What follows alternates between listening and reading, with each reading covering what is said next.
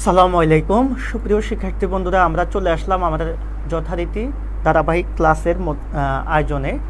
So এখন আমরা আলোচনা করব আমাদের হিসাব বিজ্ঞানের সবচাইতে গুরুত্বপূর্ণ টপিকস। এই টপিক্সটার নাম হচ্ছে কার্যপত্র এবং দৃশ্যমান ও অদৃশ্যমান সম্পদের হিসাব রক্ষণ অর্থাৎ অবচয়। এই দুইটা অধ্যায়কে আজকে আমরা এই দুইটা অধ্যায় রিলেটেড যত ধরনের এমসিকিউ আছে, যেহেতু আমাদের ধারাবাহিক আয়োজন চলছে এমসিকিউ সলভ, সেক্ষেত্রে আমরা এই দুইটা টপিক্সের MCQ total A to Z সমাধান করে দেব। সো সবাইকে একটু রিকোয়েস্ট করব যে ক্লাসে সবাই খুব দ্রুত যুক্ত হয়ে যাও, যাতে আমরা এখনই ক্লাসটা শুরু করতে পারি। আমরা সময় নেব না, আমি জাস্ট 1 মিনিট সময় নেব তোমাদের কাছ থেকে সময়টা চেয়ে নিচ্ছি। জাস্ট সবাইকে একটু মেনশন করে দাও, যাতে করে আমরা ক্লাসটা শুরু করতে পারি। ওকে, আর যারা আমাদের নিয়মিত ক্লাস করো সবাই একটু চলে আসো, আর বন্ধুবান্ধবদেরকে একটু মেনশন করে দাও, সবাইকে একটু শেয়ার করে দাও, ক্লাসের কথা একটু সবাইকে জানিয়ে দাও। ইনশাল্লাহ আমরা ক্লাসটা এখনই শুরু করতে যাচ্ছি। আর আজকে আমাদের দুইটা অধ্যায়ের এমসিকিউ আমরা সমাধান করব। একটা অধ্যায় হচ্ছে আমাদের যৌথ মূলধনী, একটা অধ্যায় হচ্ছে আমাদের অবচয়, আর একটা অধ্যায় হচ্ছে কার্যপত্র। সো এই অধ্যায়ের এমসিকিউ তো সলভ করবোই, পাশাপাশি আমি ট্রাই করব এই অধ্যায়ের বেসিক কিছু তথ্য তোমাদেরকে প্রোভাইড করা। তো সেক্ষেত্রে আমি রিকোয়েস্ট করব, অবশ্যই যদি তোমাদের এমন হয় তোমরা যদি লাইভে চলে আসো, তাহলে আমি এখনই ক্লাসটা শুরু করে দেব। তো শিক্ষার্থী বন্ধুরা, সবাইকে আমি একটা কথা রিকোয়েস্ট করব, সেটা হচ্ছে আমরা সময় যাতে নষ্ট না করতে পারি, যেহেতু আমাদের পরীক্ষা একেবারেই সন্নিকটে, সেক্ষেত্রে আমরা অবশ্যই ক্লাসে যুক্ত হয়ে যাই। সবাই দ্রুত ক্লাসে যুক্ত হয়ে যায়, ক্লাসটাকে একটু শেয়ার করে দিই যাতে সবাই ক্লাসে অংশগ্রহণ করতে পারে। ওকে, আমার সাউন্ড ঠিক আছে কিনা, আমার কথা শোনা যাচ্ছে কিনা, সব কিছু স্পষ্ট বোঝা যাচ্ছে কিনা, সবাই একটু মতামত দাও, সবাই একটু জানাও, সবাই একটু মতামত দাও, সবাই একটু জানাও সব কিছু ঠিকঠাক আছে কিনা, সবাই একটু মতামত দাও। ওকে,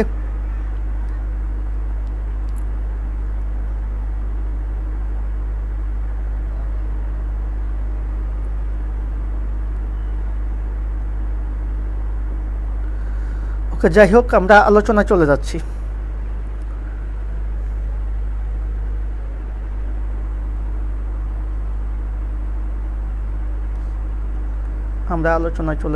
আমাদের আলোচনার যে বিষয়টা শুরুতে আমরা আলোচনা করব আজকে আমাদের যৌথ মূলধনী আমাদের কার্যপত্রের গুরুত্বপূর্ণ অধ্যায় এমসিকিউগুলা এবং অবচয় অধ্যায়ের গুরুত্বপূর্ণ এমসিকিউগুলা।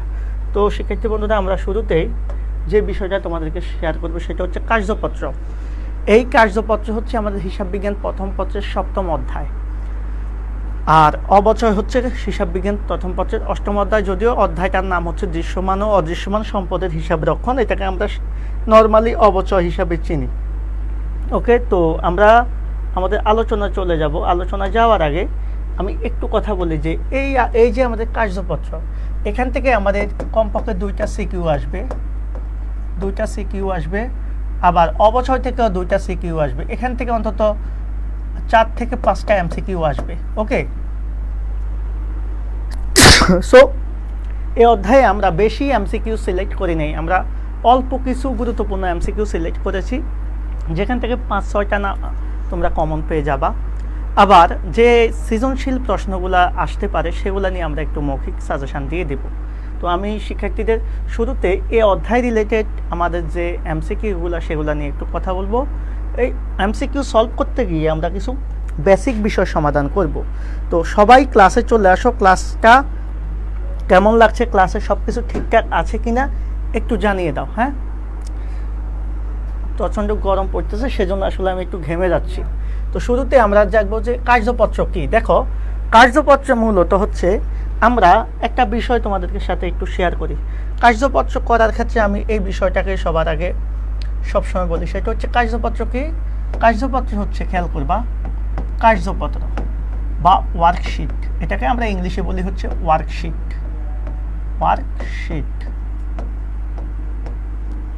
শিক্ষার্থী বন্ধুরা, ওয়ার্কশিট বা কার্যপত্র হচ্ছে, আমরা হিসাব চক্রের যখন ধাপগুলা দেখি তখন আমরা কি করি, সর্বপ্রথম একটা লেনদেনকে চিহ্নিত করার পর সেটা বিশ্লেষণ করি, তারপরে সেটাকে জাবেদায় লিখি, জাবেদা থেকে সেটাকে খতিয়ানে নিয়ে যাই, খতিয়ান থেকে তারপরে এটাকে র্যামিলে নিয়ে যাই। সনাতন অ্যাকাউন্টিংয়ে র্যামিল থেকে আমাদের আর্থিক বিবরণী বা চূড়ান্ত হিসাব করা হতো, কিন্তু আধুনিক অ্যাকাউন্টিংয়ে র্যামিল তৈরির পর খেয়াল করবা, র্যামিলটা যখন তুমি তৈরি করবা, র্যামিল তৈরির পর আমরা কি করি, সমন্বয় জাবেদা দিই, একটু খেয়াল করবা, সমন্বয় দিই। সমন্বয় দেওয়ার পরে আমরা কি করি, একটা সমন্বিত র্যামিল প্রস্তুত করি। তোমরা অলরেডি এই বিষয়গুলো জানো, সমন্বিত র্যামিল বা অ্যাডজাস্টেড ট্রায়াল ব্যালেন্স প্রস্তুত করি। সমন্বিত র্যামিল প্রস্তুত করার পরে আমরা এরপরে কি কোথায় যাই, আর্থিক বিবরণীতে যাই। আর্থিক বিবরণী একটু খেয়াল করবে, আমাদের কিছু গুরুত্বপূর্ণ জিনিস এখান থেকে আমরা একটু আইডিয়া নিব। এখন দেখো, এই যে আর্থিক বিবরণী প্রস্তুত করছো কোত্থেকে, সমন্বিত র্যামিল থেকে বা র্যামিলের পরবর্তী ধাপ থেকে। এই কাজটা সাধারণত সকল প্রতিষ্ঠানই করে থাকে, তবে বড় বড় প্রতিষ্ঠান তারা এই যে র্যামিল তৈরির পর কিন্তু আর্থিক বিবরণী প্রস্তুতের পূর্বে সমন্বিত র্যামিল এই দুইটা জিনিসের সাহায্যে আরেকটা খসড়া বিবরণী প্রস্তুত করে। কি বিবরণী? খসড়া বিবরণী প্রস্তুত করে, যাকে আমরা বলবো কার্যপত্র বা ওয়ার্কশিট বা কি বলে নকশা। ওকে, তাহলে এই যে খসড়া বা নকশা বা বিবরণী প্রস্তুত করা হয়, এটা কখন প্রস্তুত করা হয়? বড় বড় প্রতিষ্ঠান, এটা কিন্তু ছোটোখাটো প্রতিষ্ঠান করে না, বড় বড় প্রতিষ্ঠান। ওকে, বড় বড় প্রতিষ্ঠানগুলো কি করে, র্যামিল তৈরির পর কিন্তু এই আর্থিক বিবরণী তৈরির পূর্বে সমন্বিত র্যামিল প্রভৃতি জিনিসের সাহায্যে একটা সাময়িক খসড়া বিবরণী বা নকশা প্রণয়ন করে, যেটাকে আমরা বলবো হচ্ছে কার্যপত্র বা ওয়ার্কশিট। তাহলে এখান থেকে প্রশ্ন আসবে, কার্যপত্র কখন প্রস্তুত করা হয়? এটা র্যামিল তৈরির পর কিন্তু আর্থিক বিবরণী তৈরির পূর্বে। কে কে প্রস্তুত করে? কারা? সাধারণত বড় বড় প্রতিষ্ঠান। কেন প্রস্তুত করা হয়? আর্থিক বিবরণী তৈরি সহজ করার জন্য। কারণ এই যে খসড়া বিবরণীটা যখন তৈরি করা হয়, তখন আর্থিক বিবরণীর একটা আইডিয়া চলে আসে বা সহজ হয়ে যায়। কারণ এখানেও আমরা কিন্তু আর্থিক ফলাফল এবং আর্থিক অবস্থা দেখাই, সেজন্য আর্থিক বিবরণীটা সহজ হয়ে যায়। আশা করি বিষয়টা তোমরা ক্লিয়ার। বলো তো ক্লিয়ার কিনা যে আমি কার্যপত্র কেন প্রস্তুত করা? এখন আসো, কার্যপত্র হিসাব চক্রের একটা ঐচ্ছিক ধাপ। কারণ আমি আগেই বলছি, সকল প্রতিষ্ঠান কিন্তু কার্যপত্র করে না, শুধুমাত্র বড় বড় প্রতিষ্ঠানগুলো কার্যপত্র করে থাকে। সকল প্রতিষ্ঠানের কার্যপত্র করার প্রয়োজন নেই, প্রয়োজন হচ্ছে কার? বড় বড় প্রতিষ্ঠানগুলোর। কেন? কারণ সেখানে অধিক পরিমাণ লেনদেন থাকে, জটিলতা থাকতে পারে। সরাসরি আর্থিক বিবরণী করতে গেলে আমাদের অনেক সময় ভুল ভ্রান্তির সম্ভাবনা থাকে, সেজন্য র্যামিল তৈরির পরে এই বিবরণীটা করে। আশা করি বুঝতে পেরেছ। আর এটা হিসাব চক্রের একটা ঐচ্ছিক ধাপ। হিসাব চক্রের ঐচ্ছিক ধাপ দুইটা, একটা হচ্ছে কার্যপত্র, আরেকটা হচ্ছে বিপরীত দাখিলা। সেটা নিয়ে আমরা পরে আলোচনা করব। আশা করি বিষয়টা তোমরা ক্লিয়ার হয়েছ। এবার আসো, কার্যপত্র এক ধরনের কি ভাই? কার্যপত্র এক ধরনের কি?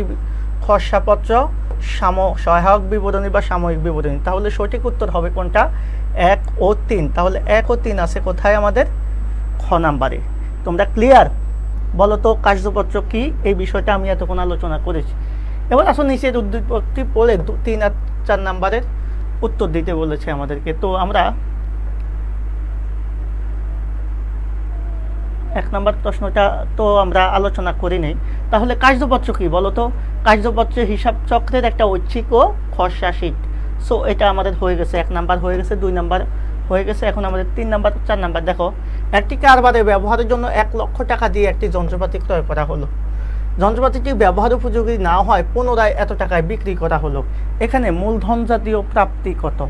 একটা বিষয় মাথায় রাখবা, কার্যপত্র অধ্যায়ের সাথে কিন্তু যেহেতু আমাদের র্যামিলের একটা সম্পর্ক আছে, সেক্ষেত্রে এখানে মূলধন ও মুনাফা জাতীয় লেনদেনও সম্পর্ক যুক্ত আছে। এখন দেখো, এখানে মূলধন জাতীয় প্রাপ্তি। মূলধন জাতীয় প্রাপ্তি বলতে আমরা কাকে বুঝি? আমার মূলধন জাতীয় প্রাপ্তি নিয়ে একটা ভিডিও আছে, তোমরা একটু দেখে নিবে অবশ্যই। মূলধন জাতীয় প্রাপ্তি বলতে আমরা বুঝি বড় অঙ্কের প্রাপ্তি, বড় অঙ্কের প্রাপ্তি বা অনিয়মিত প্রাপ্তি অথবা দীর্ঘমেয়াদী প্রাপ্তি। এই 3টা বিষয় আমরা খেয়াল রাখব। বড় অঙ্কের, অনিয়মিত এবং দীর্ঘমেয়াদী প্রাপ্তিগুলাকে আমরা কি বলবো? মূলধন জাতীয় প্রাপ্তি বা মূলধনী প্রাপ্তি। তাহলে একটা যন্ত্রপাতি ক্রয় করা হয়েছে, কিন্তু এটা বিক্রয় করছে কত টাকা? 1,10,000 টাকা। যেহেতু যন্ত্রপাতি একটা সম্পদ আর এই সম্পদটা আমরা ব্যবহার করার জন্য ক্রয় করি, কিন্তু যদি এটাকে আমরা বিক্রয় করে দিই তাহলে আমরা বড় অঙ্কের একটা টাকা পাবো। তাহলে এখানে স্থায়ী সম্পদ বিক্রয় একটা মূলধন জাতীয় প্রাপ্তি হিসাবে আমরা চিনি। তাহলে এই যে 1,10,000 টাকায় মূলধন জাতীয় সম্পদটা বিক্রয় করা হয়েছে, এটাই হচ্ছে আমাদের মূলধন জাতীয় প্রাপ্তি। এখন আরেকটা প্রশ্ন এখান থেকে আমি তোমাদেরকে শেয়ার করি, সেটা হচ্ছে এই যন্ত্রপাতিটা ক্রয় করেছি আমরা 1 লক্ষ টাকা দিয়ে, কিন্তু সেটা বিক্রি করেছি 1,10,000। যন্ত্রপাতি যে ক্রয়টা, এটাকে আমরা বলি বড় অঙ্কের ব্যয়, মানে এটা হচ্ছে মূলধন জাতীয় ব্যয়। আর যে বিক্রয়টা, যন্ত্রপাতি বিক্রয়টা হচ্ছে বড় অঙ্কের প্রাপ্তি বা মূলধন জাতীয় প্রাপ্তি। তাহলে কি হবে, এই মূলধন জাতীয় প্রাপ্তি থেকে যখন তুমি মূলধন জাতীয় ব্যয়টা মাইনাস করবে তাহলে একটা লাভ বা আয় আসবে, সেটাকে বলা হয় মূলধন জাতীয় আয়। তাহলে এই অঙ্কে মূলধন জাতীয় আয় যদি বলতো তাহলে হতো কত টাকা, 10,000 টাকা। তাহলে এখান থেকে আমরা মূলধন ও মুনাফা জাতীয় লেনদেনের একটা আইডিয়া পেলাম। স্থায়ী সম্পদ বিক্রয় মূলধন জাতীয় প্রাপ্তি, স্থায়ী সম্পদ ক্রয় মূলধন জাতীয় ব্যয়, এই দুইটার পার্থক্য হচ্ছে মূলধন জাতীয় আয়। চাইলে তুমি মূলধন জাতীয় আয়ের সূত্র সময় লিখতে পারো মূলধন জাতীয় প্রাপ্তি মাইনাস মূলধন জাতীয় ব্যয়। আশা করি তোমরা বুঝতে পেরেছো। আমরা এর পরের অঙ্কে চলে যাব। পরের প্রশ্নটাতে বলছে মূলধন জাতীয় আয় কত হবে। এটা তো অলরেডি আমরা বলেই ফেলেছি। মূলধন জাতীয় আয়ের সূত্রটা কিভাবে লিখবা, মূলধন জাতীয় প্রাপ্তি মাইনাস মূলধন জাতীয় কি ব্যয়। অর্থাৎ ওই যে 1,10,000 থেকে তুমি কি করবা, 1 লক্ষ টাকা মূলধন জাতীয় ব্যয়টা মাইনাস করে দিবা। তাহলে এই 10,000 টাকাই হবে তোমার মূলধন জাতীয় আয়। আশা করি বিষয়টা তুমি ক্লিয়ার হয়েছে। এবার আসো, কোনটি মূলধন জাতীয় ব্যয়। ভাইয়া মূলধন জাতীয় ব্যয় বলতে আমরা বুঝবো বড় অঙ্কের ব্যয়, একটু আগেই বলেছিলাম। তাহলে এখানে এই যে জমি ক্রয়, এটাই হচ্ছে সবচেয়ে বড় অঙ্কের ব্যয়, সেজন্য এটাকে আমরা মূলধন জাতীয় ব্যয় বলবো। বাকি যেগুলো আছে যেমন পণ্য ক্রয়, এটা হচ্ছে আমাদের একটা ব্যয়, সাময়িক ব্যয় বা মুনাফা জাতীয় ব্যয়। বেতন ও মজুরি, এটাও সাময়িক ব্যয় বা পরিচালনা ব্যয়, মুনাফা জাতীয় ব্যয়। ঋণ গ্রহণটা হচ্ছে মূলধন জাতীয় প্রাপ্তি, আর জমি ক্রয়টা স্থায়ী সম্পদ ক্রয়, সেই হিসাবে মূলধন জাতীয় ব্যয়। এরপরের প্রশ্ন হচ্ছে কোনটি মূলধন জাতীয় ব্যয়। মূলধন জাতীয় ব্যয় বলতে আমরা কি বলবো, স্থায়ী সম্পদ ক্রয়, যেমন গাড়ি ক্রয় বা যন্ত্রপাতি ক্রয়। ওকে, তাহলে আমরা এখান থেকে মূলধন জাতীয় ব্যয় বলতে আমরা স্থায়ী সম্পদ ক্রয় বুঝবো, এবং স্থায়ী সম্পদ ক্রয়ের সাথে যদি কোনো আনুষঙ্গিক খরচ থাকে সেটাকে বুঝবো। আর বাকিটা হচ্ছে আমাদের মূলধন জাতীয় প্রাপ্তি, যত প্রাপ্তি বড় অঙ্কের হবে। আর এই দুইটার পার্থক্য হবে মূলধন জাতীয় আয়। আশা করি তোমরা বুঝেছ। পুরাতন খবরের কাগজ বিক্রয়, পুরাতন খবরের কাগজ বিক্রয় এটা হচ্ছে এক ধরনের প্রাপ্তি বা আয়, তবে এটা বড় অঙ্কের প্রাপ্তি না, সেজন্য এটাকে মূলধন জাতীয় প্রাপ্তি বলা যাবে না, এটা হচ্ছে মুনাফা জাতীয় আয় বা প্রাপ্তি। ওকে, মনে রাখবা বড় অঙ্কের প্রাপ্তিগুলো হচ্ছে মূলধন জাতীয়। আমি এর আগেও বলেছি মূলধন হচ্ছে বড় অঙ্কের। হ্যাঁ, মূলধন বললে বড় বুঝবো, আর মুনাফা বললেই আমরা বুঝবো হচ্ছে কি ছোট।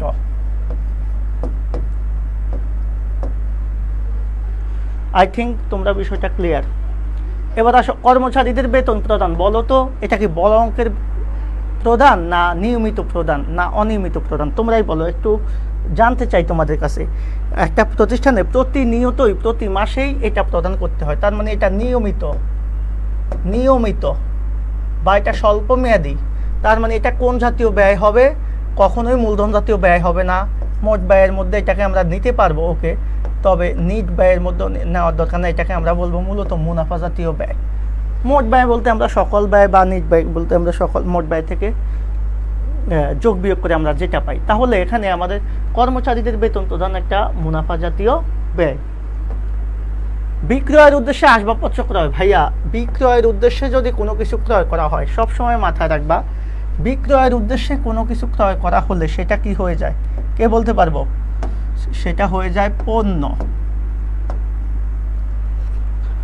বিক্রয়ের উদ্দেশ্যে যদি তুমি কোনো কিছু ক্রয় করে ফেলো সেটাকে আমরা সম্পদ বলতে পারবো না।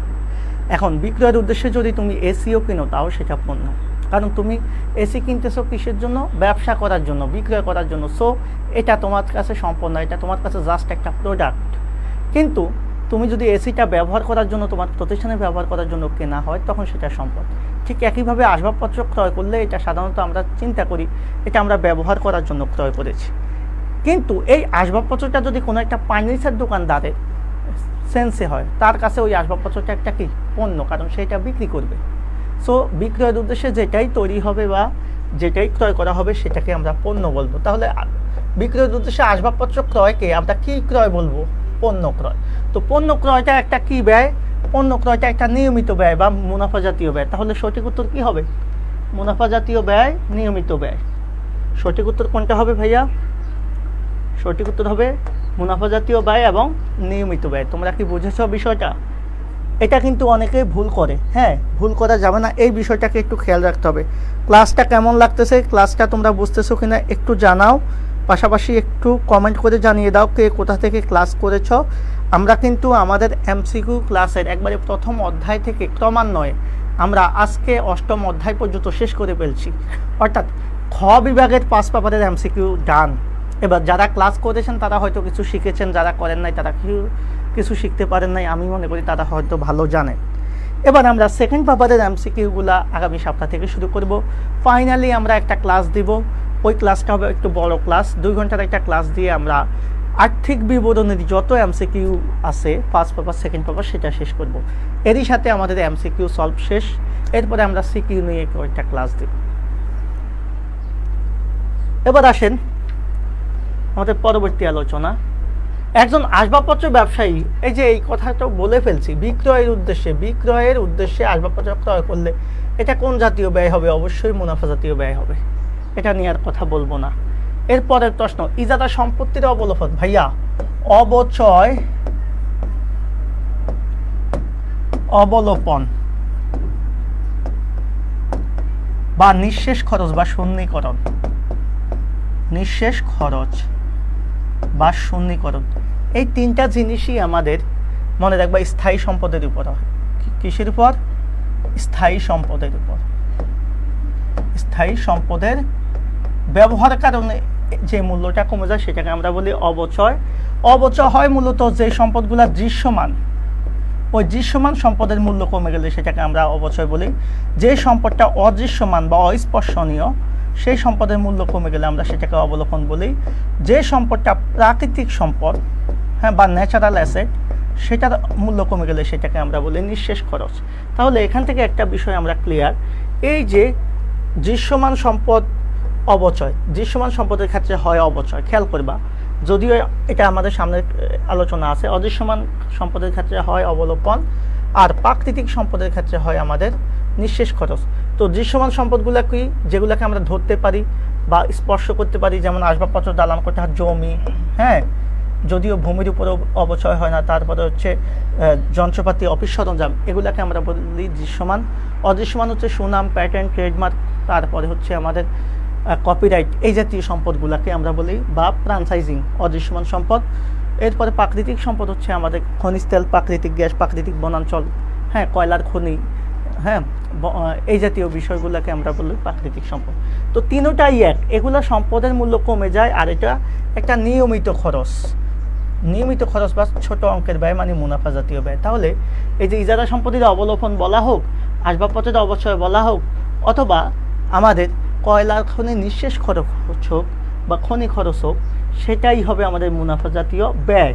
তাহলে মুনাফা জাতীয় ব্যয়টা আমাদের কত নাম্বারে আছে একটু দেখো তো। মুনাফা জাতীয় ব্যয় আছে আমাদের এখানে। ক্লিয়ার কিনা আপনারা?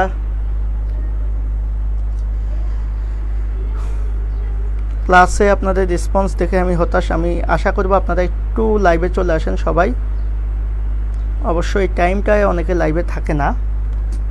এরপরে আসো আমাদের পরবর্তী আলোচনা, সেটা হচ্ছে নিচের উদ্দীপকটা পড়ে 12 এবং 13 নম্বর প্রশ্নের উত্তর দেওয়ার জন্য বলছে। 1 জানুয়ারি 40,000 টাকার একটা আসবাবপত্র কেনা হয়েছে, 1,60,000 টাকার দালান কোঠা, 3 লক্ষ টাকা যন্ত্রপাতি নিয়ে ব্যবসা শুরু করলো। বছর শেষে, একটা বছর হবে, হ্যাঁ, বছর শেষে স্থায়ী সম্পত্তির 10% অবচয়। তাহলে স্থায়ী সম্পত্তির যদি 10% অবচয় হয়, তাহলে আসবাবপত্র, তারপর হচ্ছে দালান কোঠা, হ্যাঁ, এরপর হচ্ছে যন্ত্রপাতি, এই 3টা জিনিসেরই আমাদের অবচয় হবে।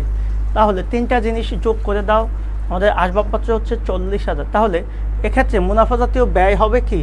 এই যে স্থায়ী সম্পত্তির অবচয়টা, স্থায়ী সম্পত্তির অবচয়টা হবে। এখন স্থায়ী সম্পদ কত কত আছে একটু খেয়াল করো তো, 40,000 নাকি 40,000, এরপরে হচ্ছে কত 1,60,000, তার মানে 2 লক্ষ 2 লক্ষ 3 লক্ষ 5 লক্ষ, টোটাল স্থায়ী সম্পদ হচ্ছে 5 লক্ষ।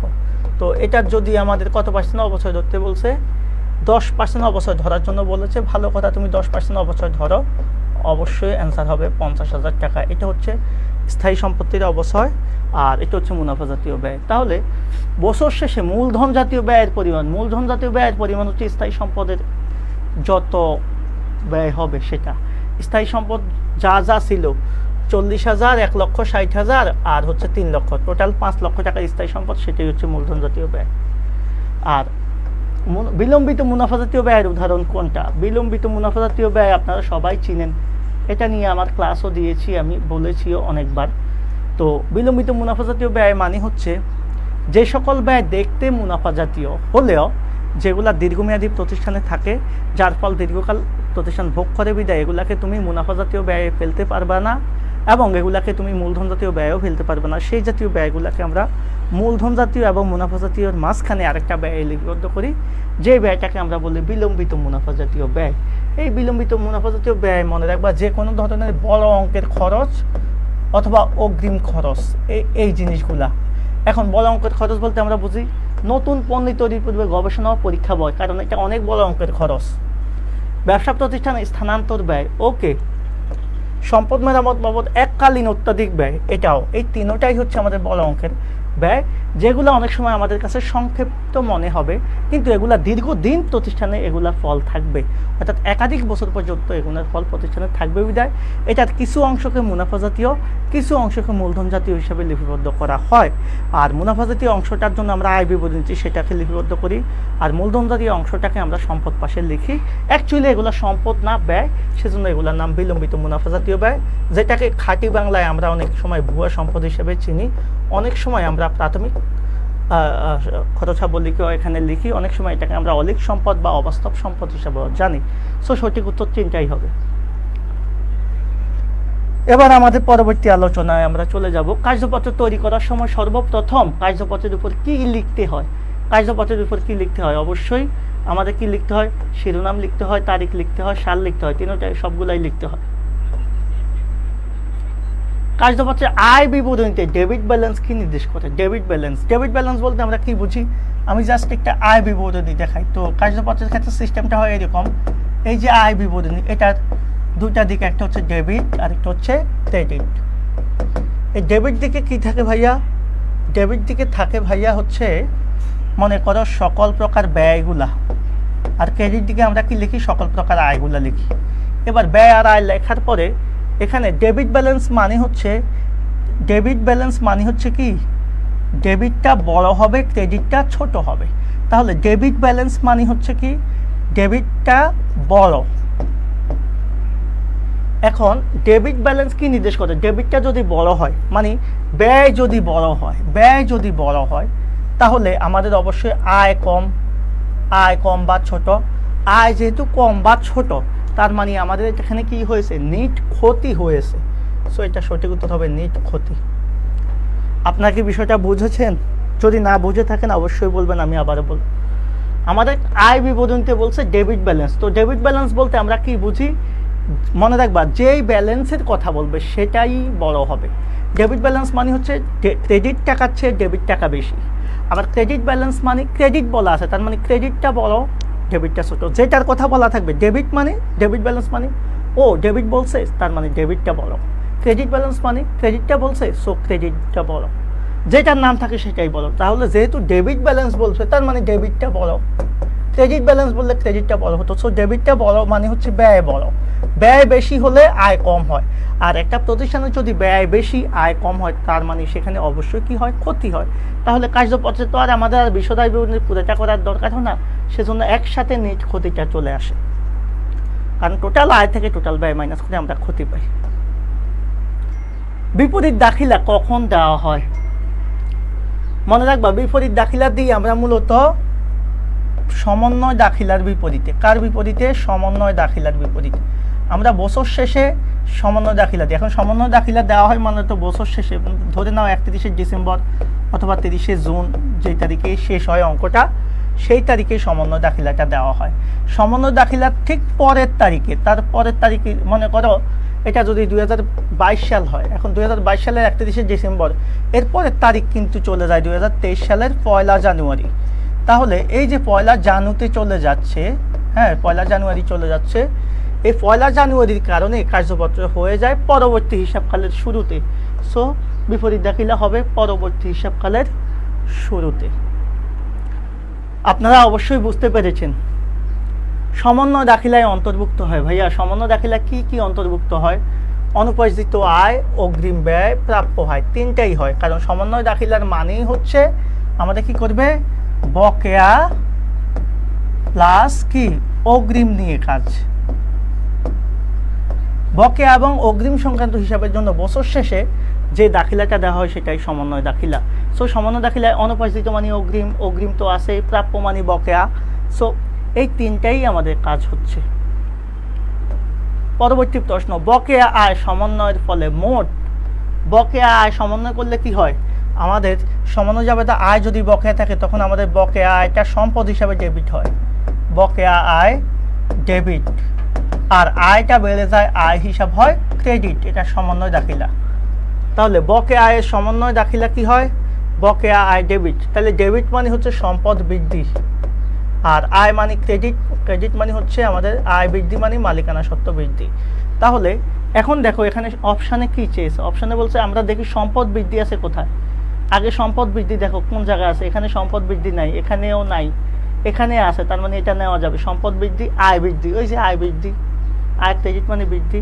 এখানে আয় বৃদ্ধি না বলে মালিকানা সত্ত্ব বৃদ্ধিও বলতে পারে, ওকে কোনো সমস্যা নেই, সম্পদ হ্রাস তো হবেই না। সো সঠিক উত্তর বকেয়া আয় সমন্বয় দিলে কি হয়, একদিকে বকেয়া আয় নামক সম্পদ বাড়ে, অন্যদিকে আয় নামক আয় বাড়ে, অথবা বলতে পারবো মালিকানা সত্ত্ব বাড়ে। তাহলে সমন্বয় দাখিলা কেন দিব? ওই যে আয়গুলাকে সমন্বয় করার জন্য। তোমার আয় হয়ে গেছে, যেটা বকেয়া রয়ে গেছে, সেজন্য সেটাকে এখন চলতি হিসাবকালের সাথে কি করতে হবে, যোগ করতে হবে। একদিকে তোমার আয়টাও বাড়বে, অন্যদিকে তোমার সম্পদটাও বাড়বে। এবার এটাতে কারো কোনো প্রবলেম আমি আশা করি দেখছি না। যদি কোনো প্রবলেম থাকে তাহলে একটু, অগ্রিম ব্যয় সমন্বয় করা না হলে কি হয়? এই প্রবলেমগুলো বেশিরভাগই অ্যাডমিশন টেস্টে আসে, সেজন্য এগুলো নিয়ে আমি অত বেশি এখানে আলোচনা করতে চাই না। তারপরে আমি একটু দেখাচ্ছি, যদি অগ্রিম ব্যয়ের তুমি সমন্বয় করো, অগ্রিম ব্যয়ের সমন্বয়, হ্যাঁ একটু জাস্ট এটা খেয়াল রাখো, অগ্রিম ব্যয়ের সমন্বয় দাখিলাটা কি হয়, তোমার যে অগ্রিম ব্যয়টা করেছো সেটা বছর শেষে সমন্বয় করে দিলে তোমার একদিকে এই অগ্রিম ব্যয়টা কমে যাবে, মানে অগ্রিম ব্যয়টা কমে যায় মানে সম্পদ কমে যায়, তাহলে অগ্রিম ব্যয়টা ক্রেডিট হয়ে যায়, অর্থাৎ সম্পদ হ্রাস পেলে ক্রেডিট। অন্যদিকে অগ্রিম ব্যয়টা এখন ব্যয় বা খরচ হিসাবে কি হয়ে যায়, ডেবিট হয়ে যায়। এ হচ্ছে অগ্রিম ব্যয়ের সমন্বয় দাখিলা। এখন তুমি বলো, এই যে অগ্রিম ব্যয়ের সমন্বয় তুমি দিয়েছ, এতে করে কি হয়েছে, একদিকে ব্যয় বেড়েছে মানে ব্যয় বৃদ্ধি, তাহলে ব্যয় বেশি, অন্যদিকে তোমার সম্পদ কম। এতটুকু বুঝছো কিনা? যদি অগ্রিম ব্যয়ের সমন্বয় দাখিলা দাও, কারণ যখনই তুমি অগ্রিম ব্যয়টাকে সমন্বয় করবা, আগে ব্যয় করে ফেলছো তখন এটাকে সম্পদ লিখছো, কিন্তু মাস শেষে বা বছর শেষে যখন এই ব্যয়টা, তো তখন আর অগ্রিম থাকবে না, কারণ বছর শেষ ও সম্পদের মেয়াদও শেষ, তখন এই অগ্রিম ব্যয় নামক সম্পদটা ক্রেডিট হয়ে যাবে। সম্পদ, সরি এখানে প্লাস লিখেছি কেন, সম্পদ এটা হবে মাইনাস, সম্পদ হ্রাস পেয়েছে। ওকে, এখন তাহলে সম্পদ হ্রাস পাওয়ার কারণে সেটা ক্রেডিট। অন্যদিকে এই যে সম্পদ কমে গেছে, তার মানে তোমার খরচটা বেড়ে গেছে, সেজন্য খরচ বৃদ্ধি পেলে বা ব্যয় বৃদ্ধি পেলে যাবে। এখন প্রশ্ন কিন্তু এখানে এটা চায় নাই, এখানে বলছে অগ্রিম ব্যয় সমন্বয় না করলে কি হয়। আমরা তো সমন্বয়টা দেখিয়েছি, তাহলে সমন্বয় যদি না করে ঠিক তার উল্টো হয়। সমন্বয় না করলে কি হবে, এখানে সমন্বয় করলে যে গতি, সমন্বয় না করলে সেই তার বিপরীত, অর্থাৎ ব্যয়টা কি দেখাবে, কম দেখাবে, আর সম্পদটা বেশি দেখাবে, উল্টা হবে। তাহলে সমন্বয় না করার কারণে ব্যয় কম সম্পদ বেশি, কোন জায়গায় আছে, সম্পদ বেশি ব্যয় কম, তাহলে সম্পদ বেশি হবে, বেশ হয় না, ব্যয় কম হবে। সঠিক উত্তর খ। দেখেন তো আপনারা বুঝলেন কিনা, এটা একটু কমেন্ট করেন তো, আপনারা বুঝেছেন কিনা, এটা একটু জানতে চাচ্ছি, একটু জানতে চাচ্ছি আপনারা বুঝেছেন কিনা। হ্যাঁ, সমন্বয় দাখিলার এই বিষয়টা আপনারা ক্লিয়ার কিনা একটু।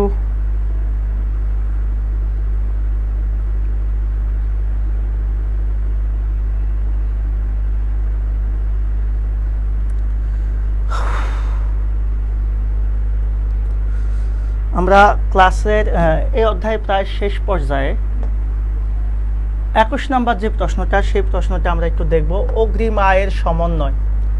একই রকমভাবে অগ্রিম আয়ের সমন্বয় করলে কি হয় ভাই? অগ্রিম আয়ের সমন্বয়, আপনি সমন্বয় জাবেদাটা আগে বুঝেন।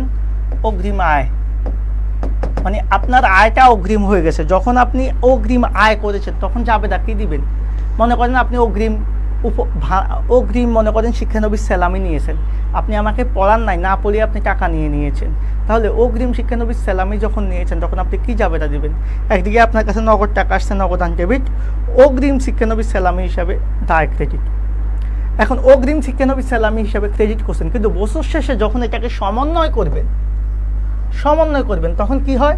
তখন এই যে আগে ক্রেডিট করছেন দায়টা, সেটাকে এখন ডেবিট করে দিবেন। অর্থাৎ অগ্রিম শিক্ষানবিশ স্যালামি বা অগ্রিম আয়টা এখন কমে যাবে, ডেবিট হয়ে যাবে। তাহলে এখানে দায়টা কমে যাবে। কারণ দায় কেন কমবে এটা বলি। আপনি আগে যে আমার কাছে অ্যাডভান্স শিক্ষানবিশ স্যালামি নিয়েছেন, মানে আপনি আমাকে 2 মাস পড়াবেন, সেজন্য আপনি আগে বেতন নিয়েছেন, কিন্তু 2 মাস পরে সেই দায়টা কি আপনার থাকবে? 2 মাস আগে যেটা ছিল, কারণ যখন আপনি টাকাটা নিয়েছেন 2 মাসের জন্য তখন আপনি দায়বদ্ধ, কিন্তু মাস শেষে যখন এটাকে আমরা সমন্বয় করে দিব তখন আপনার দায়টা কমে যাবে। অন্যদিকে যেহেতু আপনার দায়টা কমে যাবে, তখন সংশ্লিষ্ট আপনার একটা আয় হিসাবে আয়টা বেড়ে যাবে, তাহলে আয় বেশি। এ হচ্ছে আপনার অগ্রিম আয়ের সমন্বয়। কারণ অগ্রিম আয় স্বাভাবিকভাবে আপনার ক্রেডিট দায় হিসাবে, কিন্তু এটাকে যখন সমন্বয় করবেন তখন এটা উল্টে গিয়ে ডেবিট হয়ে যাবে। কথা ক্লিয়ার? যেহেতু এটা ডেবিট হবে, দায় কমবে। এখন যদি আপনি অগ্রিম আয়ের সমন্বয় বলেছে, তাহলে কি হচ্ছে? দায় হ্রাস আয় বৃদ্ধি। দায় হ্রাস আয় বৃদ্ধি কোথায় আছে?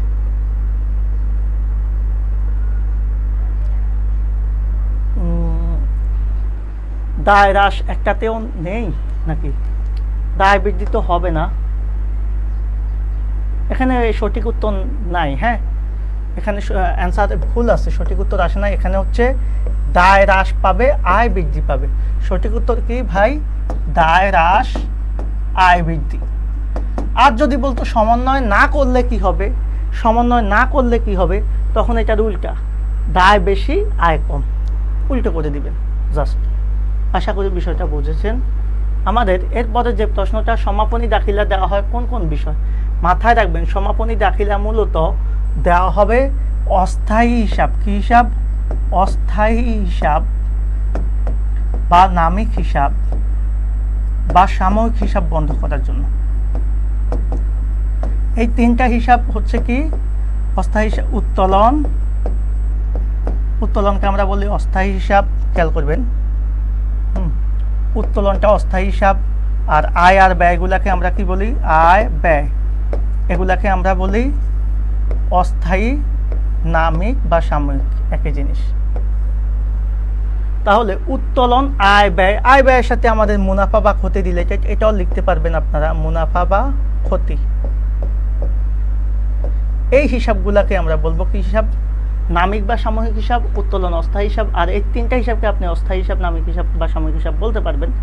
এগুলাকে বন্ধ করে দেওয়ার জন্য বা এগুলার ব্যালেন্সকে মূলধনে নিয়ে দেওয়ার জন্য বছর শেষে আমরা যে দাখিলাটা দিই, সেটাকে আমরা বলি হচ্ছে সমাপনী দাখিলা। সো সমাপনী দাখিলা কি কি আসে আমরা অলরেডি বুঝে গেছি। আয় ব্যয় আছে কোথায়? অবশ্যই আয় ব্যয় আছে এখানে। আয় ব্যয় আছে যেখানে, উত্তর হবে সেখানে।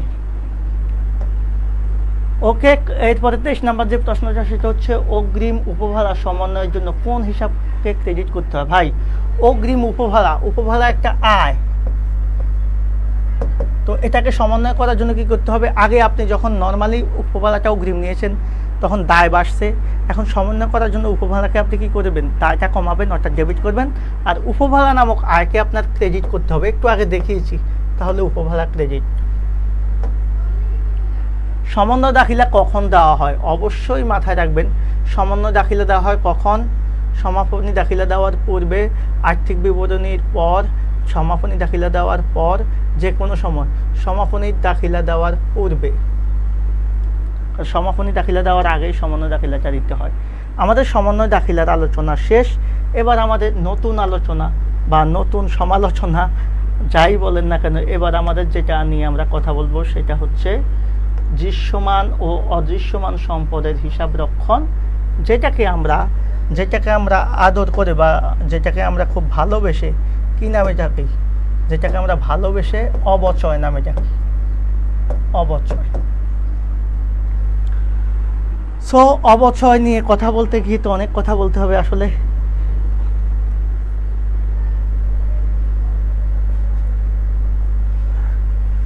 অবচয়, এখন আসেন এই অবচয়টা কি? অবচয়টা হচ্ছে একটা সম্পত্তির ব্যবহারজনিত মূল্য হ্রাস। সম্পত্তির ব্যবহারজনিত মূল্য হ্রাসকে আমরা কি বলবো? অবচয় বলবো। হ্রাস শব্দটা যদিও এখানে আসে নাই, বাট কথাটা এটাই। তাহলে সম্পত্তির ব্যবহারজনিত মূল্যটাকে আমরা কি বলবো? অবচয় বলবো। আরেকভাবে বলতে পারি, এর আগে আলোচনা করেছি, স্থায়ী সম্পদ ব্যবহার কারণে বা দীর্ঘদিন ব্যবহারের ফলে তার যে মূল্য হ্রাস পায় তাকে কি বলে? অবচয় বলে। অবচয়টা হচ্ছে, মনে রাখবা, সম্পদের একটা ক্রয় মূল্য বন্টন প্রক্রিয়া। ওকে, অবচয়টা হচ্ছে একটা সম্পদের ক্রয় মূল্য বন্টন প্রক্রিয়া। এবার আসেন, অবচয় ধার্যের সময় বিবেচনা করতে হয় সম্পত্তির ক্রয় মূল্য অবশ্যই কত টাকা দিয়ে কিনছ, সম্পত্তির আয়ুষ্কাল মানে কত বছর সম্পদটা ব্যবহার করতে পারবা, সম্পত্তির ভগ্নাবশেষ মূল্য ব্যবহার শেষে এই সম্পদটা তুমি কত টাকায় বিক্রি করতে পারবা। এই তিনটা জিনিসই অবশ্যই ধার্যের সময় বিবেচনা করতে হয়। ক্রয় মূল্য মানে হচ্ছে একটা সম্পদ তুমি যত টাকা দিয়ে কিনেছ এর সাথে আনুষঙ্গিক যদি কোনো খরচ থাকে সেটা যোগ করে যেতে হবে, সেটা ক্রয় মূল্য। কার্যকাল আয়ুষ্কাল মানে হচ্ছে আনুমানিক একটা বছর, যে এই সম্পদটা আমি 10 বছর ব্যবহার করতে পারবো বা 5 বছর ব্যবহার করতে পারবো বা 20 বছর ব্যবহার করতে পারবো, এটাই আয়ুষ্কাল।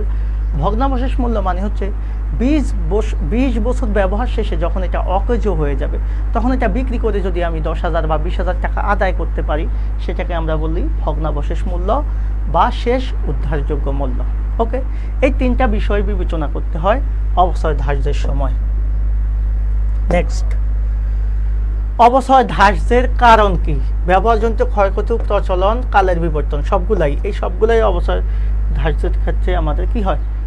তো কাজ করতে হয় বা হয়। এরপরে যে প্রশ্নটা এখানে হচ্ছে, একটা মেশিন 50,000 টাকা দিয়ে ক্রয় করা হয়েছে, এর জন্য পরিবহন ভাড়া 10,000, সংস্থাপন মজুরি 5,000, মেশিনটির আয়ুষ্কাল 5 বছর, ভগ্নাবশেষ মূল্য 3,000 টাকা।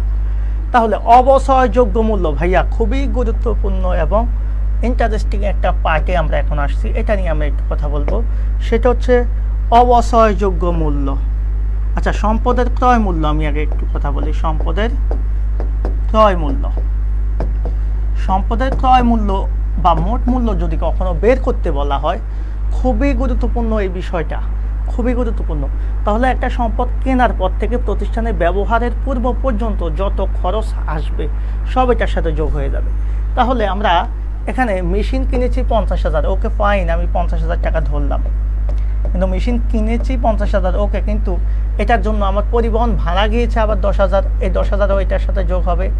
এরপরে দেখো, এটার জন্য সংস্থাপন, এই মেশিনটা বসানোতে আরও 5,000 টাকা খরচ হয়েছে, এটাও আমাদের মেশিনের মোট মূল্যতে আসবে।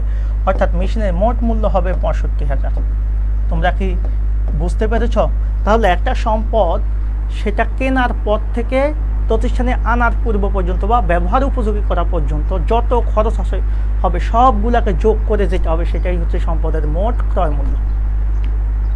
এখন দেখো, এই যে 65,000 টাকা, এটা আমি এই মেশিনটা আমি কয় বছর ব্যবহার করতে পারবো? 5 বছর। এখন তোমার মনেই হইতে পারে, স্যার 5 বছর ব্যবহার করবো, তার মানে বছরে কত টাকা খরচ হচ্ছে এটার পিছে? তোমরাই পারো, 13,000। কিন্তু না, 5 বছর যে ব্যবহার করবা, করার পরে এখান থেকে আবার 3,000 টাকা তুমি আদায় করতে পারবা। তাহলে 5 বছর শেষে তুমি 3,000 টাকা যে আদায় করবা, সেই আদায়কৃত টাকার নামই হচ্ছে ভগ্নাবশেষ মূল্য। এখন দেখো, এখানে ভগ্নাবশেষ মূল্য 3,000 টাকা, তার মানে তোমার এই মেশিনের পিছে 5 বছর পরে কি 65,000 টাকা খরচ হচ্ছে না, কারণ এখান থেকে তুমি 3,000 টাকা আদায় করে ফেলতেছো 5 বছর শেষে। তার মানে এখন এই যে 65,000 আছে, খেয়াল করো, সম্পদের ক্রয় মূল্য কত পেয়েছো তুমি? টোটাল ক্রয় মূল্য পেয়েছো 65,000। একটু খেয়াল করবা, কিন্তু এই 65,000 থেকে তুমি বছর শেষে 5 বছর শেষে ভগ্নাবশেষ মূল্যটা বাদ দিয়ে দাও, কারণ এই টাকাটা তুমি উদ্ধার করতে পারতেছো। ভগ্নাবশেষ মূল্যটা 5 বছর শেষে তুমি আদায় করতে পারবা 3,000। সো 65 থেকে যদি 3,000 তুমি আদায় করতে পারো, তাহলে কত টাকা তোমার খরচ হবে? ৬২,০০০ টাকা। এই ৬২,০০০ টাকা তোমার 5 বছরের খরচ, এটাই হচ্ছে তোমার অবচয়যোগ্য মূল্য। অর্থাৎ যেই টাকার উপর তোমার অবচয় ধরা যাবে সেটাই হচ্ছে অবচয়যোগ্য মূল্য। তাহলে অবচয়যোগ্য মূল্য বলতে আমরা কিভাবে বুঝবো? অবচয়যোগ্য মূল্য বলতে আমরা বুঝবো একটা সম্পদের ক্রয় মূল্য থেকে ভগ্নাবশেষ মূল্য বাদ দিলে যেটা থাকে সেটাই হচ্ছে অবচয়যোগ্য মূল্য। আর মাথায় রাখবা অবচয়যোগ্য মূল্য এটাকে কেন বলা হয়েছে? যে টাকার উপর তুমি অবচয় ধরতে পারবা সেটাই অবচয়যোগ্য মূল্য। কারণ তুমি চাইলেও ৬৫,০০০ টাকার উপর অবচয় ধরতে পারবে না। কেন পারবে না ভাইয়া? কারণ ৩,০০০ টাকা তো তুমি ফেরত পাচ্ছ সেখান থেকে, তো সেটা তো তোমার খরচ হচ্ছে না, সো সেটাকে তুমি অবচয় ধরতে পারবে না। যে টাকার উপর অবচয় ধরা যাবে সেটাই হচ্ছে অবচয়যোগ্য মূল্য। তাহলে এখানে অবচয়যোগ্য মূল্য আর ক্রয় মূল্যের মধ্যে পার্থক্য কি? ক্রয় মূল্য মানে হচ্ছে একটা সম্পদের টোটাল খরচ, মানে এই যে ৫০,০০০, তারপরে ১০,০০০, যা যা খরচ হয়েছে সব যোগ করে দিয়েছ, এটা হচ্ছে কি ক্রয় মূল্য। এখান থেকে ভগ্নাবশেষ মূল্য বাদ দিলে অবচয়যোগ্য মূল্য। আর এই অবচয়যোগ্য মূল্য কত বছরে তোমার খরচ হচ্ছে? ৫ বছরে, এটাকে ৫ দিয়ে ভাগ করে দাও, তাহলে ১ বছরের অবচয় পেয়ে যাবা। সো অবচয়যোগ্য মূল্যকে তুমি আয়ুষ্কাল দ্বারা ভাগ করলে বার্ষিক অবচয়টা পাবা। এখন ৬২,০০০কে তুমি কি করবা? ৬২,০০০কে তুমি জাস্ট কি করবা? ৫ দিয়ে ভাগ করে দিবা। তাহলে ৬২,০০০কে তুমি যখন ৫ দিয়ে ভাগ করে দিবা, তাহলে তুমি প্রতি বছরে অবচয় পেয়ে যাবা কত? ১২,৪০০ টাকা। এটা হচ্ছে তোমার বার্ষিক অবচয়। এখন আসেন আমাদের প্রশ্নে কি চেয়েছে? বলছে অবচয়যোগ্য মূল্যের পরিমাণ কত? ভাইয়া তোমরাই বলো অবচয়যোগ্য মূল্যের পরিমাণ কত? ৬৫,০০০ হবে না, ওই যে ৬৫ থেকে তোমার ৩,০০০ ভগ্নাবশেষ মূল্য বাদ চলে যাবে, ৬২,০০০। ফাইন। এবার পরের প্রশ্ন যেটা আসি সেটা হচ্ছে উদ্দীপকের আলোকে, এটা আবার কোন প্রশ্ন? ও, উদ্দীপকের আলোকে অবচয়ের হার কত পার্সেন্ট? এখন দেখো, অবচয়ের হার যদি আমরা বের করতে চাই, অবচয়ের হার বের করার একটা সহজ সূত্র হচ্ছে, খেয়াল করবা, ১০০কে তুমি বছর ধারা ভাগ করে দিবা, তাহলে ১০০কে তুমি বছর কত? ৫ বছর, এটাকে পার্সেন্টেজ লিখে দাও, তাহলে কত পার্সেন্ট? ২০%। তাহলে সরলরৈখিক পদ্ধতিতে অবচয়ের হার হচ্ছে কত পার্সেন্ট? ২০%। মাথায় রাখবা, সরলরৈখিক পদ্ধতিতে অবচয়ের হার যত হয় ক্রমহ্রাসমান যে পদ্ধতি বলে তার দ্বিগুণ, অর্থাৎ ৪০%। এটাও ঠিক আছে। মেশিনের প্রারম্ভিক নিট মূল্য মানে হচ্ছে ওই যে যেটা আমরা বলেছি ৬২,০০০ টাকা। অর্থাৎ এখান থেকে আমরা কি করব? মেশিনের নেট মূল্যটা এই যে ভগ্নাবশেষ মূল্য বাদ দিলে পাবো। সঠিক উত্তর ১, ২, ৩ হবে। এবার আসো, সম্পত্তির অবচয় ধরা যাবে যদি সম্পত্তির উপর প্রতিষ্ঠানের মালিকানা থাকে, অবশ্যই স্থায়ী সম্পত্তির প্রকৃতি হয়, অবশ্যই সম্পত্তি বিক্রয়ের জন্য ক্রয় করা হয়, সেটা কিন্তু না। তাহলে একটা সম্পদের অবচয় ধরতে হলে অবশ্যই সম্পত্তির উপর প্রতিষ্ঠানের মালিকানা থাকতে হবে এবং সেটা অবশ্যই স্থায়ী সম্পদ হতে হবে। কারণ স্থায়ী সম্পদ ছাড়া নর্মাল অন্যান্য সম্পদ বা চলতি সম্পদের উপর অবচয় কখনো হয় না, কারণ এটা চলতি বছরে শেষ হয়ে যায়। সো এটার জন্য বার্ষিক হারে তোমাকে অবচয় ধরতে হবে না। ক্লাস তোমাদের কেমন লাগতেছে আমি একটু জানতে চাই। এরকম ক্লাস তোমরা সহজেই পাবা না, তারপরেও তোমরা কেন জানি ক্লাসে তোমাদের রেসপন্স খুব কম পাচ্ছি। ওকে, এবার আসেন আমাদের পরবর্তী আলোচনা। স্থায়ী সম্পদের উপর অবচয় ধার্য করতে হয় না। কোন স্থায়ী সম্পদের উপর? কোন স্থায়ী সম্পদের উপর? আমরা আগেও বলেছি ভূমি বা জমির উপর অবচয় ধরা যায় না। তাহলে সঠিক উত্তর ভূমি, কারণ ভূমির কোনো বিনাশ নাই, ভূমি অবিনশ্বর। একটা কথা বলা আছে, আমাদের মার্কেটিংয়ে বলা থাকে, ভূমি অবিনশ্বর, ভূমির কোনো বিনাশ নাই, ভূমির মূল্য বরং কমে না, দিন দিন বাড়ে। সো এটার অবচয় হওয়ার প্রশ্ন আসে না। বাকি সকল সম্পদেরই কিন্তু কি অবচয় ধরতে হয়। সো সঠিক উত্তর হবে এটা, যে এই সম্পদের উপর ভূমি বা জমি থাকলে সেটা হবে, এটার উপর অবচয় ধরা হবে না।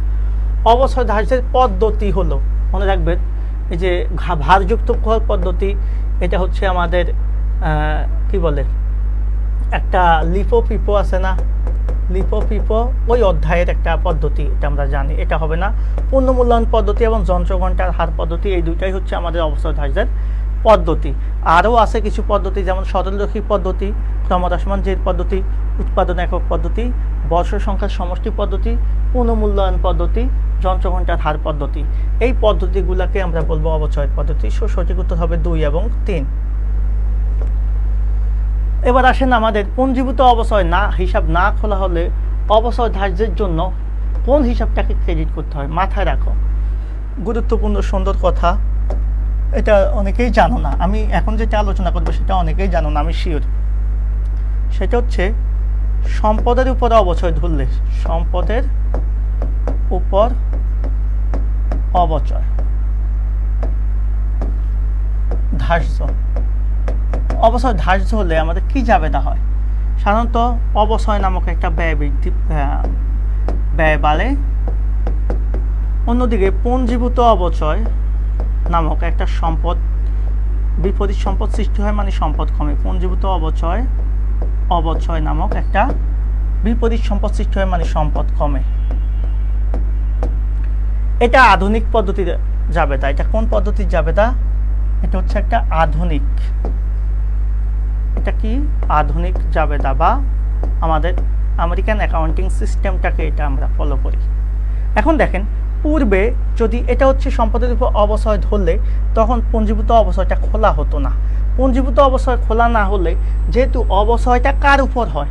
সম্পদের উপর হয়, তাহলে সরাসরি পুঞ্জীভূত অবচয় না করলে তখন সনাতন পদ্ধতিতে যে জাবেদাটা হতো, সনাতন পদ্ধতিতে আমি জাস্ট দেখাই যে বা অবচয় না করলে তখন আমরা কি করতাম? অবচয় ডেবিট দিতাম, আর ওই সম্পদটাকে, ওই সম্পদ সংশ্লিষ্ট সম্পদটাকে আমরা কি করতাম? ক্রেডিট দিতাম। তাহলে অবচয় ডেবিট নামে ব্যয় বাড়তো, একই জিনিস দেখো, প্রভাব এক। আর সম্পদ ক্রেডিট নামে আমাদের সম্পদ কমতো। তাহলে যদি আমাদের সনাতন পদ্ধতির যে বিষয়টা আমরা চিন্তা করি, সেটা কখনো তো যখন এই পুঞ্জীভূত অবচয়টা আমরা খুলতাম না, সো পুঞ্জীভূত অবচয় সৃষ্টি করা না হলেও আমাদের সম্পদ কমবে, সরাসরি সম্পদ কমবে। আর পুঞ্জীভূত অবচয় সৃষ্টি হলে সরাসরি সম্পদ না কমে পুঞ্জীভূত অবচয় নামক একটা বিপরীত সম্পদ সৃষ্টি হবে, যার ফলেও কিন্তু সম্পদ কমবে, তবে সেটা পরোক্ষভাবে। ওকে, তাহলে অবচয়, এখন প্রশ্ন বলছে পুঞ্জীভূত অবচয় হিসাব খোলা না হলে অবশ্যই সম্পদকে ক্রেডিট করা হবে। সংশ্লিষ্ট সম্পদকে কি করা হবে? সংশ্লিষ্ট সম্পদকে ক্রেডিট করা হবে। এই যে এখানে আমরা দেখিয়েছি সনাতন পদ্ধতির জাবেদাটা অনেকেই জানো না, জাবেদাটা এটা। এরপর আসো 6 মাসের অবচয় 2000 টাকা। অবচয় 10% হলে সম্পত্তির মূল্য কত? এটা নর্মাল একটা অঙ্ক। 6 মাসের অবচয় 2000 টাকা। খেয়াল করো তো, 6 মাসের অবচয় যদি 2000 টাকা হয়, তোমরাই বলো, তাহলে 6 মাসের অবচয় যদি 2000 হয়, 12 মাস বা 1 বছরের অবচয় কত হবে? 12 মাসের অবচয় হবে, ধরো তুমি 2000কে 6 দিয়ে ভাগ করে 12 দিয়ে গুণ করো, তাহলে হয়ে যাবে, অর্থাৎ 4000 টাকা হয়ে যাবে। সোজা বাংলা আমরা বুঝি 6 মাসে যদি 2000 হয়, 12 মাস মানে 1 বছরের 4000। এটা হচ্ছে অবচয়। এখন বলো, এই অবচয় কত পার্সেন্টে অবচয়? 10% অবচয় হয় 4000। 10% অবচয় হয় 4000। কথা কি বুঝছো? তাহলে মূল টাকা কত ছিল? মূল টাকা কত ছিল? অবশ্যই 40,000, কারণ 40,000-এর 10% করলে 4000 পাও। এটা এইভাবে করতে পারো, অথবা তুমি এই 4000কে কি করতে পারো? 10% দিয়ে ভাগ করতে পারো, 10% দিয়ে ভাগ করতে পারো। তাহলে 10% দিয়ে ভাগ করলে সিস্টেমটা কি হবে? 4000, 10% মানে হচ্ছে 100/10। খেয়াল করো এভাবে, এটাকে এবার তুমি সামনে নিয়ে জাস্ট পক্ষান্তর করে দাও। 4000 ভাগ চিহ্নকে উল্টিয়ে গুণ করে দাও, কি হচ্ছে?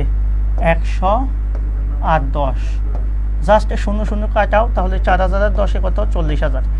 কতভাবে করা যায়? খুব সিম্পলি আমি তোমাদেরকে একটু ব্যাখ্যা সহ দিলাম, কারণ এটা অনেক সময় অনেকে ব্যাখ্যাটা বোঝে না। আমি আবারও বলছি, এখানে বলছে 6 মাসের অবচয় 2000 টাকা। সো 6 মাসের অবচয় 2000 হলে 1 বছরের 4000। তাহলে কত পার্সেন্টের অবচয় হয়েছে? 4000। 10%-এর 4000 হয়েছে, তাহলে 10% সমান 4000। ওকে, 10% সমান 4000, অতএব 1% সমান কত? 4000কে তুমি 10 দিয়ে ভাগ করো, অতএব 100% সমান কত? তোমাকে তো সম্পদের মূল্য চেয়েছে, সো 100% সমান কত হবে? 4000 গুণ 100 ভাগ 10, অর্থাৎ 40,000। ক্লিয়ার কিনা? এবার দেখো, ট্রেডার্স 2014 সালের 1 জুলাই 75,000 টাকা দিয়ে একটা যন্ত্রপাতি ক্রয় করেন। এর সংস্থাপন ব্যয় 5,000 টাকা নগদে প্রদান করেন, আর যার আনুমানিক জীবনকাল 5 বছর। 5 বছর শেষে ভগ্নাবশেষ মূল্য 20,000। এটা তোমরা জানো। তাহলে অবচয় কিভাবে বের করতে হবে? একটা সম্পদের ক্রয় মূল্য কত আছে সেটা আগে বের করতে হবে। সম্পদের ক্রয় মূল্য হচ্ছে 75,000, তারপরে হচ্ছে আমাদের সংস্থাপন ব্যয় আছে 5,000। ওকে, যোগ করে দাও, তাহলে কত হয়? যা হয় সেটা হচ্ছে সম্পদের ক্রয় মূল্য। তাহলে সম্পদের ক্রয় মূল্য হচ্ছে আমি এখানে লিখবো না, আমি নিচে লিখি। সম্পদের ক্রয় মূল্য হচ্ছে টোটাল কত ভাইয়া? ৮০,০০০। এই ৮০,০০০কে আমরা কি করব? ৫ দিয়ে ভাগ করে দিব। কিন্তু এখানে কি আছে? 5 বছর শেষে আবার ভগ্নাবশেষ মূল্য আছে, সো এটাকে বাদ দিয়ে দিতে হবে, কারণ এটার উপরে অবশ্যই ধরা যাবে না। তাহলে সম্পদের ক্রয় মূল্য থেকে ভগ্নাবশেষ মূল্য বাদ দিলে যেটা হয় সেটা অবশ্যযোগ্য মূল্য। অবশ্যযোগ্য মূল্য হচ্ছে ৬০,০০০। এই অবশ্যযোগ্য মূল্যকে তুমি বছর দ্বারা ভাগ করে দাও, তাহলে বার্ষিক অবসর পেয়ে যাবা ৫, ১২, ৬০,০০০।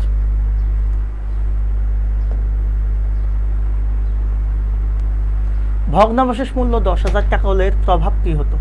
এখন দেখো, তোমার টোটাল কত ছিল? তোমার টোটাল ক্রয় মূল্য ছিল হচ্ছে ৮০,০০০।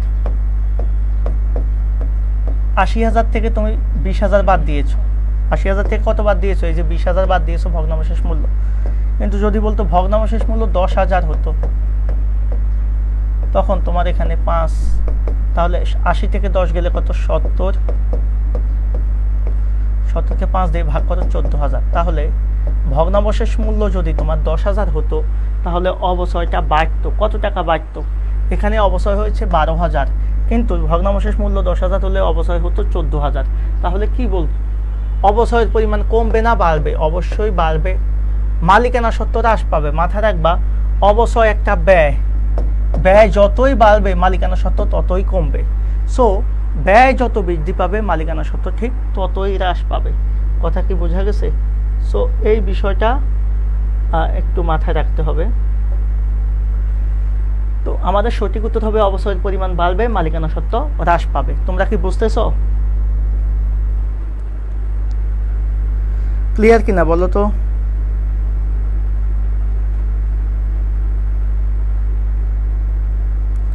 ওকে, আমরা পরবর্তী আলোচনায় চলে যাব। কোনটি ক্ষয়িষ্ণু সম্পদের উদাহরণ? ক্ষয়িষ্ণু মানে হচ্ছে প্রাকৃতিক সম্পদ। ক্ষয়িষ্ণু সম্পদ মানে হচ্ছে প্রাকৃতিক সম্পদ। প্রাকৃতিক সম্পদগুলা কি কি আমি আগেই বলেছি। ক্ষয়িষ্ণু মানে হচ্ছে প্রাকৃতিক সম্পদ। এই প্রাকৃতিক সম্পদগুলো হচ্ছে আমাদের প্রাকৃতিক যে কোনো জিনিসপত্র, যেমন হচ্ছে খনিজ তেল, প্রাকৃতিক গ্যাস, প্রাকৃতিক বনাঞ্চল, বৃক্ষের কাণ্ড, কয়লার খনি, হ্যাঁ, এই জাতীয় যা আছে যে সেগুলোকে আমরা প্রাকৃতিক সম্পদ বলি। যে সম্পদগুলো প্রকৃতি থেকে এসেছে, মূলত এগুলো কেউ সৃষ্টি করে নাই। সো এখানে কি আছে? কয়লার খনি আছে। গ্রন্থসত্ত্ব হচ্ছে একটা অস্পর্শনীয় সম্পদ, তাই না? গ্রন্থসত্ত্ব, কপিরাইট অস্পর্শনীয় সম্পদ। বিনিয়োগ একটা দীর্ঘমেয়াদী সম্পদ। যন্ত্রপাতি একটা স্থায়ী সম্পদ। ওকে, আর এটা হচ্ছে একটা প্রাকৃতিক সম্পদ। লাস্ট আলোচনা করব, নিঃশেষ ক্ষরণ পদ্ধতিতে কোন সম্পদের উপর অবশ্যই ধরা হয়? আমি শুরুতেই বলেছি যে আমাদের 3টা সম্পদ আছে। কয় ধরনের স্থায়ী সম্পদ কয় ধরনের আমি আবারও একবার তোমাদের জন্য লিখে দিই। সেটা স্থায়ী সম্পদ 3 ধরনের। স্থায়ী সম্পদ কয় ধরনের ভাইয়া? স্থায়ী সম্পদ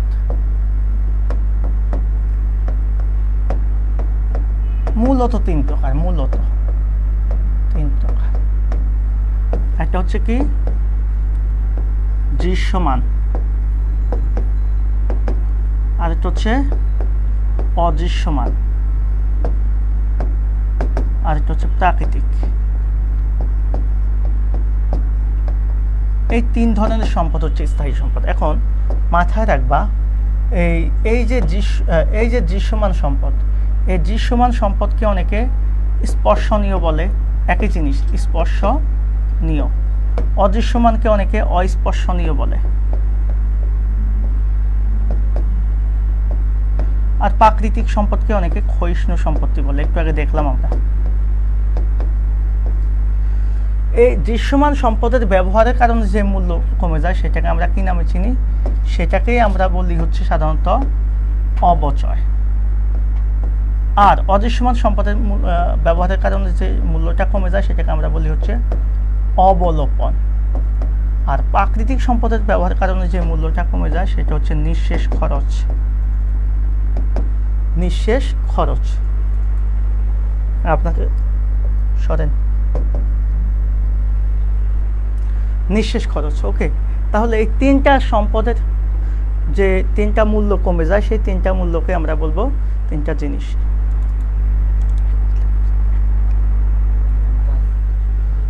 তাহলে এই তিনটা সম্পদের মূল্য কমে গেলে আমরা সেই, আর তিনটা সম্পদ তো আমরা চিনি, দৃশ্যমান বা স্পর্শনীয় সম্পদগুলা কি কি? আসবাবপত্র, দালান কোঠা, হ্যাঁ, যন্ত্রপাতি, অফিস সরঞ্জাম, এগুলা। অস্পর্শনীয় সম্পদ বা অদৃশ্যমান সম্পদগুলা কি কি আমরা সেটাও জানি।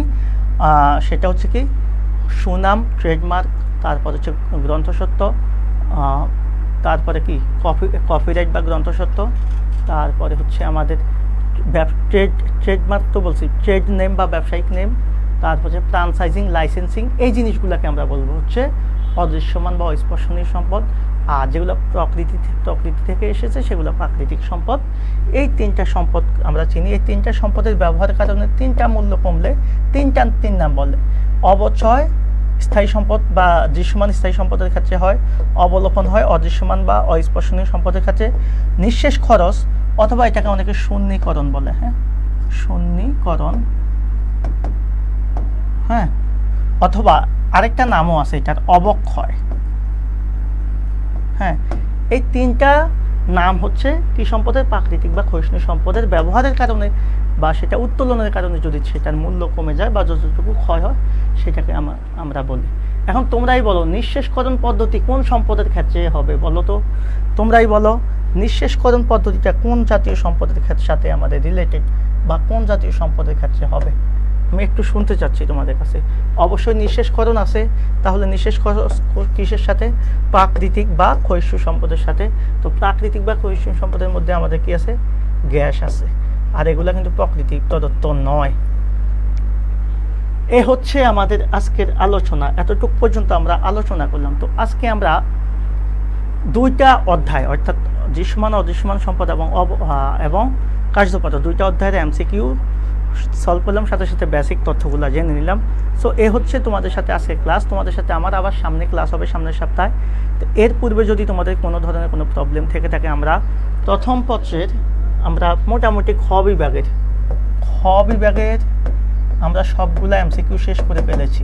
খ বিভাগে যেমন আমরা প্রথম অধ্যায়, দ্বিতীয় অধ্যায়, তৃতীয়, চতুর্থ, এরপরে আজকে হচ্ছে সপ্তম এবং অষ্টম, অর্থাৎ আমরা 6টা অধ্যায়ের কিন্তু এমসিকিউ শেষ, এমসিকিউ ফিনিশ।